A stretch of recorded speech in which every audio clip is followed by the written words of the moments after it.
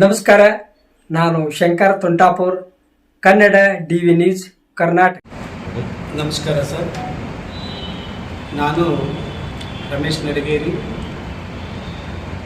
ರಾಜ್ಯಾಧ್ಯಕ್ಷರು, ಕರ್ನಾಟಕ ರಾಜ್ಯ ಪಂಚಾಯತ್ ಅಭಿವೃದ್ಧಿ ಅಧಿಕಾರಿಗಳ ಬಿ ಗ್ರೇಡ್ ಹುದ್ದೆ ಉನ್ನತೀಕರಣ ಸಂಘ ಬೆಂಗಳೂರು. ಇವತ್ತಿನ ಪತ್ರಿಕಾ ಮಾಧ್ಯಮ ಮತ್ತು ಸುದ್ದಿ ಮಾಧ್ಯಮ ಮಿತ್ರರ ಮುಖಾಂತರ ನಾನು ರಾಜ್ಯದ ಎಲ್ಲ ಇಲಾಖೆಯ ಉನ್ನತ ಮಟ್ಟದ ಅಧಿಕಾರಿಗಳಿಗೂ ಮತ್ತು ಇಲಾಖಾ ಸಚಿವರಿಗೂ ವಿನಂತಿ ಮಾಡೋದೇನಪ್ಪ ಅಂತಂದರೆ, ಸುಮಾರು ದಿನಗಳಿಂದ ನಾವು ನಮ್ಮ ಸಂಘದಿಂದ ಹಲವಾರು ಏನು UBG ರಾಮ್ಜಿ ಯೋಜನೆಯ ನ್ಯೂನತೆಗಳ ಕುರಿತು ನಾವು ಮನವಿ ಮಾಡಿದ್ದೇವೆ. ಇಲಾಖಾ ಸಚಿವರ ಕಚೇರಿಗೂ ಸಹಿತ ಪತ್ರವನ್ನು ರವಾನಿಸಿದ್ದೀವಿ. ಜೊತೆಗೆ ರಾಜ್ಯದ ಉನ್ನತ ಮಟ್ಟದ ಇಲಾಖೆಯ ಉನ್ನತ ಮಟ್ಟದ ಅಧಿಕಾರಿಗಳಿಗೂ ಸಹಿತ ನಾವು ಮನವಿಯನ್ನು ಕೊಟ್ಟಿದ್ದೀವಿ. ಅದೇ ರೀತಿಯಾಗಿ ಸುಮಾರು ರಾಜ್ಯದ 31 ಜಿಲ್ಲೆಯ ಮುಖ್ಯ ಕಾರ್ಮಿಕ ಅಧಿಕಾರಿಗಳಿಗೂ ಸಹಿತ ನಾವು ರಾಜ್ಯದ ಏಕಾಲದಲ್ಲಿನೂ ಎಲ್ಲ ಜಿಲ್ಲೆಯಿಂದ ನಾವು ಮನವಿಯನ್ನು ಕೊಟ್ಟಿದ್ದೀವಿ. ಸೊ ಆದರೂ ಸಹಿತ ಇಲ್ಲಿವರೆಗೆ ನಾವು ಇಟ್ಟ ಬೇಡಿಕೆಯನ್ನು ಸರ್ಕಾರ ಇನ್ನು ಉನ್ನತ ಅಧಿಕಾರಿಗಳಾಗಲಿ ಇಲಾಖೆಯ ಸಚಿವರು ನಮ್ಮ ಬೇಡಿಕೆಗೆ ಮನಸದೇ ಹೋಗಿದ್ದರಿಂದ ಏನಕ್ಕೆಪ್ಪ ಅಂತಂದರೆ, UBG ರಾಮ್ಜಿ ಯೋಜನೆಯಲ್ಲಿ ಆಗ್ತಕ್ಕಂಥ ನ್ಯೂನತೆಗಳು ಕಾನೂನು ಬಾಹಿರ ನಿಯಮ ಬಾಹಿರವಾಗಿರ್ತಕ್ಕಂಥ ಒತ್ತಡಗಳು ನಮ್ಮ ಮೇಲೆ, ರಾಜ್ಯದ ಎಲ್ಲ PDOಗಳ ಮೇಲೆ ಆಗ್ತಾಯಿದೆ. ಸೊ ಹಾಗಾಗಿ ನಿಯಮ ಬಾಹಿರವಾಗಿರ್ತಕ್ಕಂಥ ಒತ್ತಡವನ್ನು ಹೇರದೆ ಒಂದು ಉತ್ತಮವಾದಂಥ ಆಡಳಿತ ನಮಗೆ ಮಾಡಲು ಅವಕಾಶ ಮಾಡಿ ಕೊಟ್ಟಿದೆ. ಆದರೆ ಆ ಯೋಜನೆ ಫಲಕಾರಿ ಆಗ್ತಕ್ಕಂಥ ಒಂದು ವಿಚಾರವನ್ನು ನಾನು ಹೇಳಲು ಬಯಸ್ತಾ ಇದ್ದೀನಿ.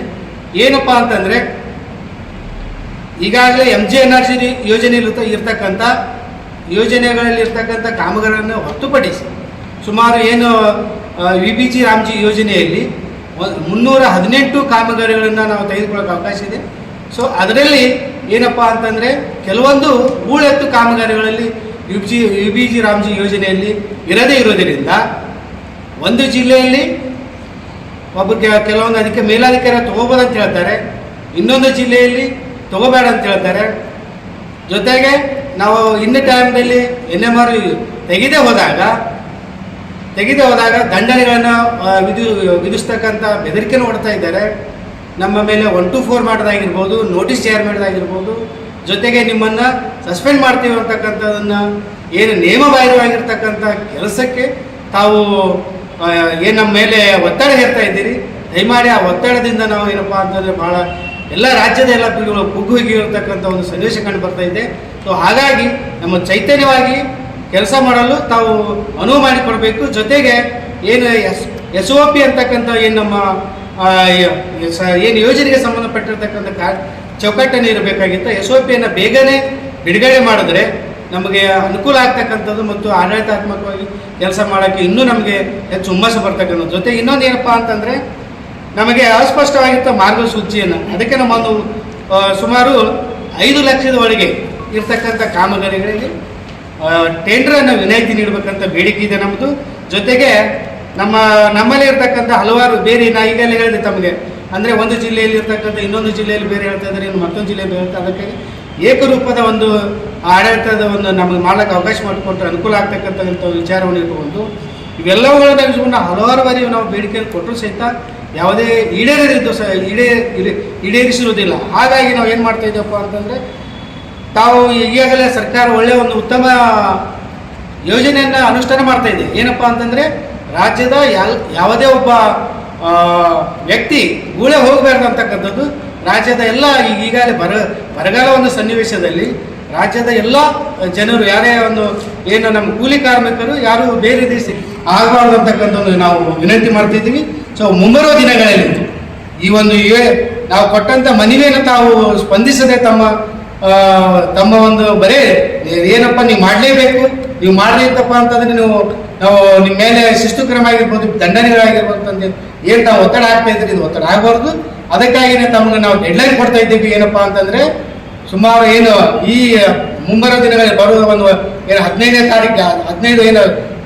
ತಾರೀಕಿಗೆ 15ನೇ ದಿನಾಂಕ 15ರಂದು ನಾವು ಒಂದು ಡೆಡ್ಲೈನ್ ಕೊಡ್ತಾ ಇದ್ದೀವಿ.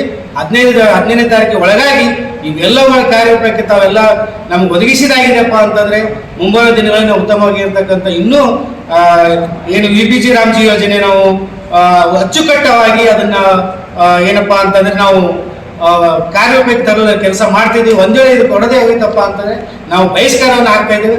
15ನೇ ತಾರೀಕಿನಿಂದ ನಾವು ಡೆಡ್ಲೈನ್ ಕೊಡ್ತಾ ಇದ್ದೀವಿ ಸರ್ಕಾರಕ್ಕೆ ಮತ್ತು ಇಲಾಖೆಯ ಉನ್ನತ ಮಟ್ಟದ ಅಧಿಕಾರಿಗಳಿಗೆ ನಾವು ಡೆಡ್ಲೈನ್ ಅನ್ನು ಕೊಡ್ತಾ ಇದ್ದೀವಿ. ಆ ಡೆಡ್ಲೈನ್ ಒಳಗೆ ನಮ್ಗೆ ನಾವು ಕೇಳ್ತಕ್ಕಂಥ ಬೇಡಿಕೆ ಈಡೇರದ ಹೋದ ಸಂದರ್ಭದಲ್ಲಿ ನಾವೇನಪ್ಪ ಅಂತಂದರೆ ಈ ಕಾಮಗಾರಿ ನಾವು NMR ತೆಗೆದಾಗಿರ್ಬೋದು, VBG ರಾಮಜಿ ಸಂಬಂಧಪಟ್ಟಿರ್ತಕ್ಕಂಥ ಯಾವುದೇ ಒಂದು ಮೀಟಿಂಗ್ಗಳಾಗಿರ್ಬೋದು, ಸಭೆ ಸಮಾರಂಭಗಳಾಗಿರ್ಬೋದು, ನಾವು ಯಾವುದೋ ತೆಗೆದನ್ನ ತಟಸ್ಥವಾಗಿ ಏನಪ್ಪ ಅಂತಂದರೆ ನಾವು ನಿರ್ಲಿಪ್ತ ನೀತಿಯನ್ನು ಹೊಂತೀವಿ ಅಂತಕ್ಕಂಥ ವಿಚಾರವನ್ನು ನಾವು ತಮ್ಮ ಪತ್ರಿಕೆ ಮುಖಾಂತರ ನಾವು ಹೇಳಕ್ಕೆ ಬಯಸ್ತಾ ಇದ್ದೀನಿ ಸರ್.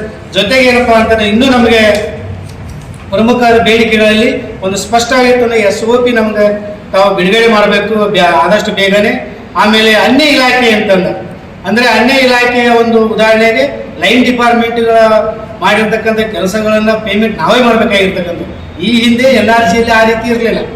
ಏನು ಮಹಾತ್ಮ ಗಾಂಧಿ ರಾಷ್ಟ್ರೀಯ ಗ್ರಾಮೀಣ ಉದ್ಯೋಗ ಯೋಜನೆ ಇರ್ತಕ್ಕಂಥದ್ದು ಆಯಾ ಡಿಪಾರ್ಟ್ಮೆಂಟ್ದವ್ರು ಅವರೇ ಪೇಮೆಂಟ್ ಮಾಡ್ತಾರೆ, ಅವರೇನೇ ಮಾಡ್ತಾ ಇದ್ರು, ಆ ರೀತಿ ಇತ್ತು. ಆದರೆ ಇವಾಗ VBG ರಾಮ್ಜಿ ಬಂದ ತಕ್ಷಣ ಏನಪ್ಪಾ ಅಂತಂದರೆ ಅದನ್ನೂ ಸಹಿತ PDOಗಳ ಮೇಲೆ ಭಾಳ ಒತ್ತಡ ಹಾಕಿ ಈಗ ನಮ್ಮ ಕೆಲಸಗಳೇ ಭಾಳಷ್ಟು ಇರ್ತಕ್ಕಂಥದ್ದು. ಈಗ PMA ಯೋಜನೆ ಒಂದು ಕಡೆ ಮಾಡಂತ ಹೇಳ್ತಾ ಇದ್ದಾರೆ, ಒಂದು ಕಡೆ ಕರವಸೂಲಿ ಮಾಡಂತ ಹೇಳ್ತಾ ಇದ್ದಾರೆ, ಇನ್ನೊಂದು ಕಡೆ ಏನಪ್ಪಾ ಅಂತಂದರೆ ಸರ್ಕಾರದಿಂದ ಯಾವುದೇ ಒಂದು ರೂಪಾಯಿ ಸುಮಾರು 1 ವರ್ಷದಿಂದ ಯಾವುದೇ 15 ಹಣಕಾಸು ಆಗಿರ್ಬೋದು, 16 ಹಣಕಾಸು ಆಗಿರ್ಬೋದು, ಯಾವುದೇ ಅನುದಾನ 1 ರೂಪಾಯಿ ಬಿಡುಗಡೆ ಆಗಿಲ್ಲ.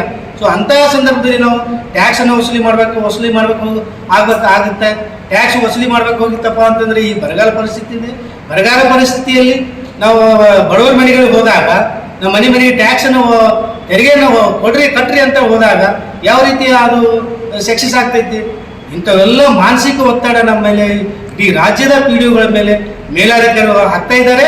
ಇದು ಹಾಕಬಾರದು ಅಂತಕ್ಕಂಥ ಒಂದು ನಾವು ವಿನಂತಿನ ಆಗ್ತೈತಿ ಮತ್ತು ನಾವು ಬಹಿಷ್ಕರಣ ಹಾಕ್ಲಿಕ್ಕೆ 15ನೇ ತಾರೀಕು ಅಂದರೆ ಇದೇ ಬರ್ತಕ್ಕಂಥ ಸ್ವಾತಂತ್ರ್ಯ ದಿನಾಚರಣೆ ಎಂದು ಏನು 15/8/2026 ನಾವು ತಮಗೆ ಸರ್ಕಾರಕ್ಕೆ ತಮ್ಮ ಮುಖಾಂತರ ನಾವು ವಿನಂತಿ ಮಾಡ್ತೇವೆ ಮತ್ತು ಡೆಡ್ಲೈನ್ ಹಾಕ್ಕೊಡ್ತಾ ಇದ್ದೀವಿ.